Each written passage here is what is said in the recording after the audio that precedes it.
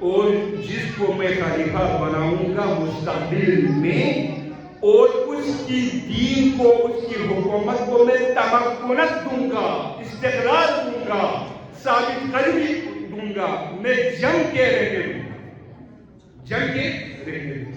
وَلَيُمَكِّنَنَّ لَهُمْ دِينَهُمُ الَّذِي ارْتَضَىٰ لَهُمْ، اور وہ دین پہ قائم ہوگا رضیت، جس پہ اللہ راضی ہے، جس اسلام پہ اللہ ہے۔ وَيُبَدِّلَنَّهُم مِّن بَعْدِ خَوْفِهِمْ أَمْنًا، جب اس کی خلافت آئے گی، جب یہ شخصیت آئے گی تو کسی قسم کا ڈر خوف بالکل نہیں۔ کیوں؟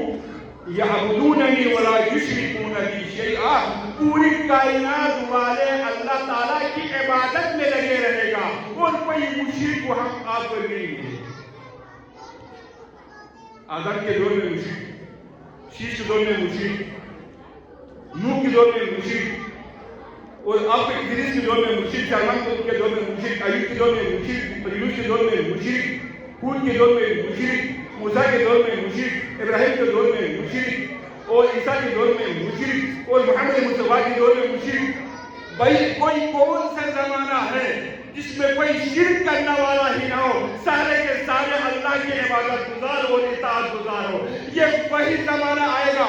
آپ کا اور میرا غیبت کبریٰ میں تشریف فرما، محمد مہدی علیہ السلام تشریف لائیں گے تو سارے بت عمدے گر جائیں گے، سارے ظالم فنا ہو جائے گا، ساری فرعونیت کا تباہی آئے گی، اور میرے محمد مہدی شریعت خداوند تعالیٰ کا